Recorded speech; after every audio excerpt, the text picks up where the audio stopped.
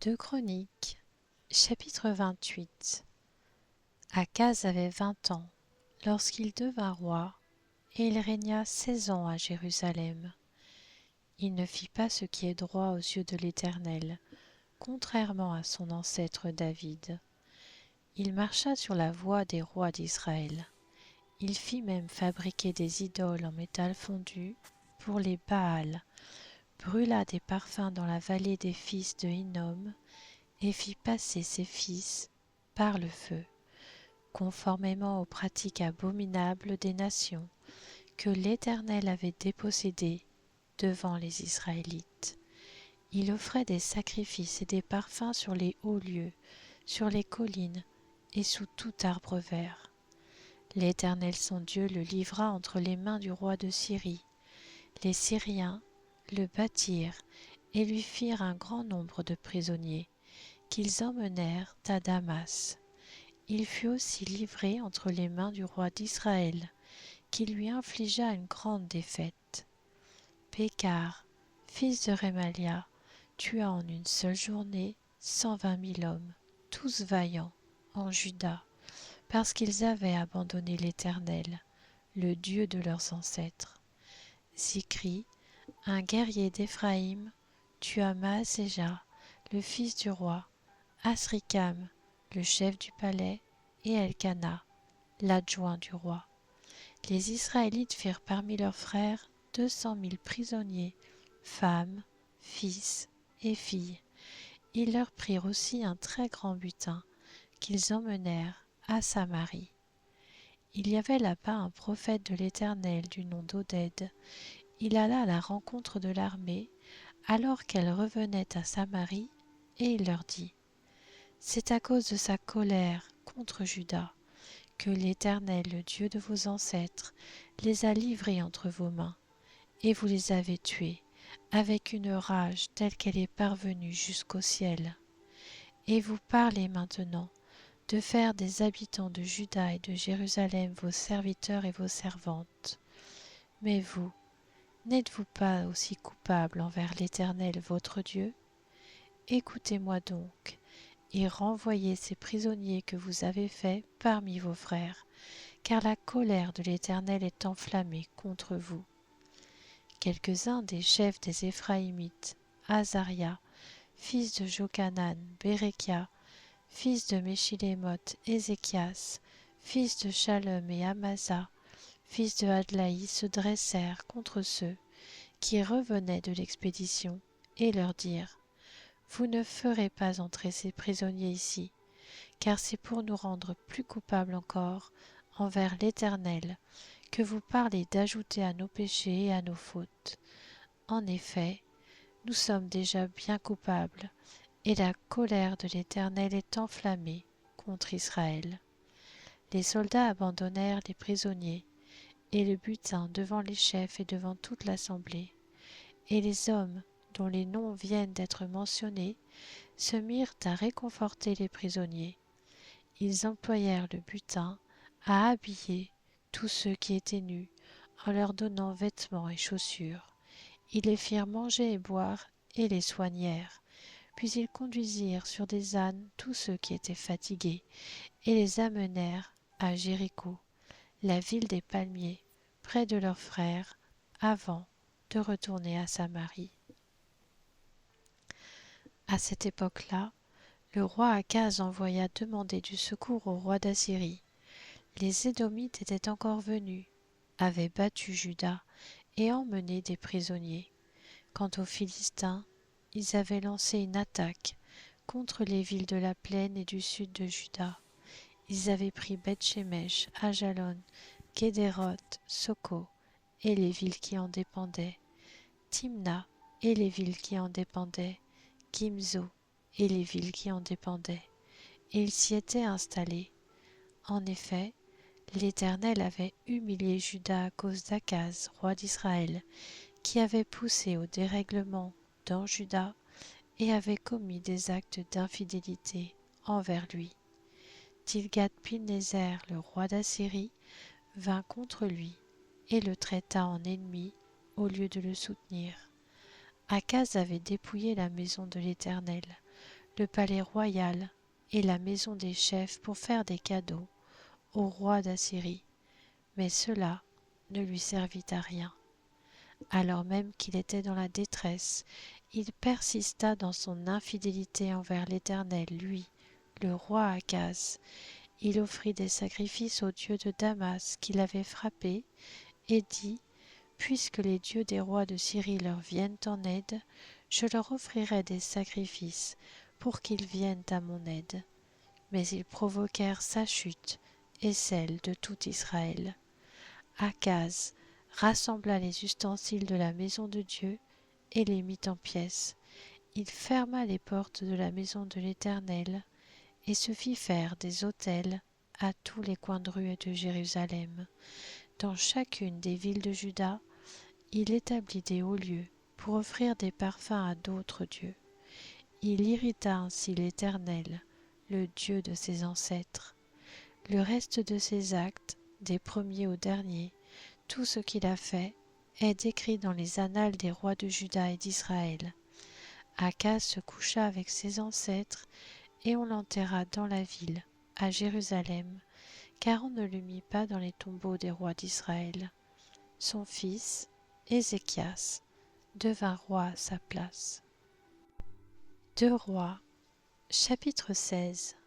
La 17e année du règne de Pékar, fils de Rémalia, Akaz, fils de Jotham, le roi de Juda, devint roi. Akaz avait 20 ans lorsqu'il devint roi, et il régna 16 ans à Jérusalem. Il ne fit pas ce qui est droit aux yeux de l'Éternel son Dieu, contrairement à son ancêtre David. Il marcha sur la voie des rois d'Israël, il fit même passer son fils par le feu, conformément aux pratiques abominables des nations que l'Éternel avait dépossédées devant les Israélites.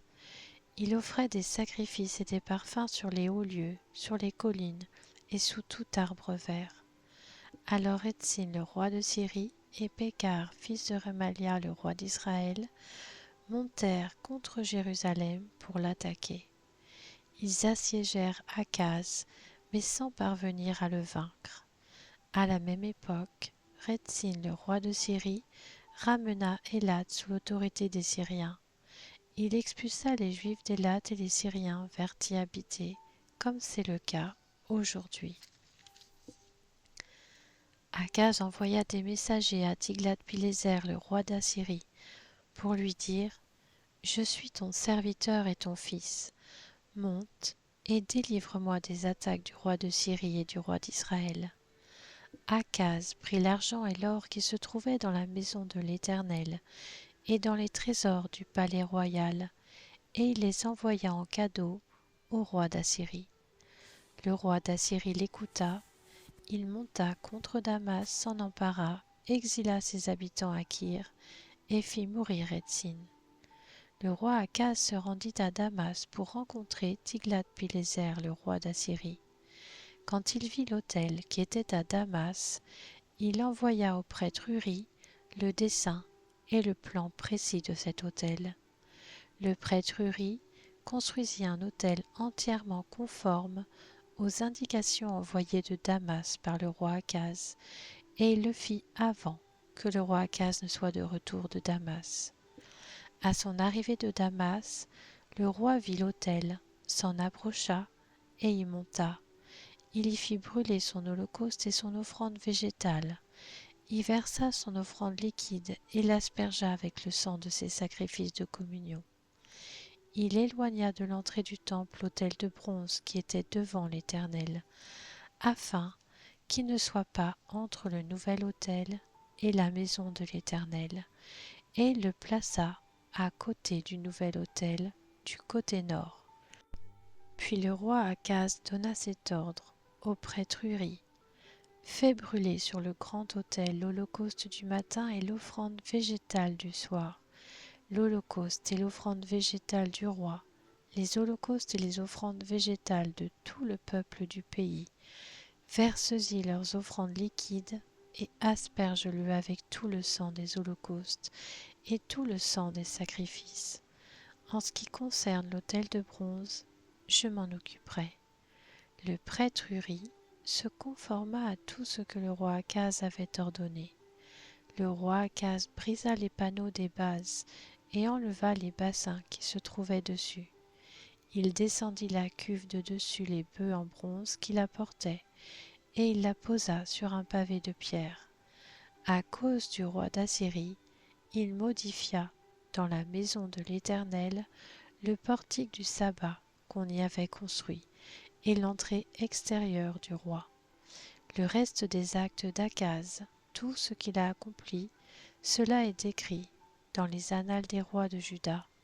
Akaz se coucha avec ses ancêtres, et il fut enterré à leur côté dans la ville de David. Son fils, Ézéchias, devint roi à sa place. 2 Rois, chapitre 15, des versets 27 au verset 31. La 52e année du règne d'Azaria sur Juda, Pékar, le fils de Remalia, devint roi d'Israël à Samarie. Il régna 20 ans. Il fit ce qui est mal aux yeux de l'Éternel. Il ne se détourna pas des péchés de Jéroboam, fils de Nebat, qui avait fait pécher Israël. Durant le règne de Pékar sur Israël, Tiglath-Pileser, le roi d'Assyrie, vint s'emparer des villes d'Ijon, d'Abel-Beth-Maaka, de Janoar, de Kédesh, de Hatzor, de Galaad, de la Galilée et de tout le pays de Nephtali, et il exila les habitants en Assyrie. Osée, fils d'Éla, forma une conspiration contre Pékar, fils de Rémalia, et le frappa à mort, puis il devint roi à sa place. C'était la 20e année du règne de Jotham, fils d'Ozias. Le reste des actes de Pékar, tout ce qu'il a accompli, cela est décrit dans les annales des rois d'Israël. Ésaïe, chapitre 7. À l'époque d'Akaz, fils de Jotham, lui-même fils d'Ozias qui était roi de Juda, Rétzin, le roi de Syrie, monta avec Pékar, le fils de Remalia, le roi d'Israël, contre Jérusalem pour l'attaquer, mais sans parvenir à s'en emparer. On annonça aux membres de la dynastie de David, les Syriens ont pris position sur le territoire d'Éphraïm. Akaz et son peuple en furent tout secoués, comme les arbres de la forêt lorsqu'ils sont secoués par le vent. Alors l'Éternel dit à Ésaïe, « Sors donc à la rencontre d'Akaz avec ton fils, cherche Achub, au bout de l'aqueduc du réservoir supérieur, sur la route du champ du teinturier. Tu lui diras, « Sois tranquille, n'aie pas peur, et que ton cœur ne se trouble pas devant ces 2 bouts de bois fumants, devant la colère de Rétzin et de la Syrie, ainsi que du fils de Rémalia. Ne sois pas troublé, parce que la Syrie a décidé de te faire du mal, parce qu'Éphraïm et le fils de Rémalia disent, montons contre Juda, semons-y la panique, frayons-nous un passage, et proclamons-y roi, le fils de Tabil. Voici ce que dit le Seigneur l'Éternel, cela ne se produira pas, cela n'aura pas lieu. Certes, Damas est la capitale de la Syrie, et Rétzin le souverain de Damas. Mais d'ici 65 ans, Éphraïm ne sera plus un peuple. Samarie est la capitale d'Éphraïm, et le fils de Rémalia le souverain de Samarie. Si vous ne croyez pas, vous ne subsisterez pas. L'Éternel dit encore à Akaz, demande pour toi un signe à l'Éternel ton Dieu. Demande-le, que ce soit dans les plus extrêmes profondeurs ou les lieux les plus élevés. Akaz répondit, je ne demanderai rien, je ne provoquerai pas l'Éternel. Ésaïe dit alors, écoutez donc, membres de la dynastie de David, est-ce trop peu pour vous de fatiguer les hommes pour que vous abusiez encore de la patience de mon Dieu? Voilà pourquoi c'est le Seigneur lui-même qui vous donnera un signe. La Vierge sera enceinte, elle mettra au monde un fils et l'appellera Emmanuel. Il se nourrira de lait caillé et de miel jusqu'à ce qu'il sache rejeter le mal et choisir le bien. Cependant, avant que l'enfant sache rejeter le mal et choisir le bien, le territoire dont tu redoutes les 2 rois sera abandonné.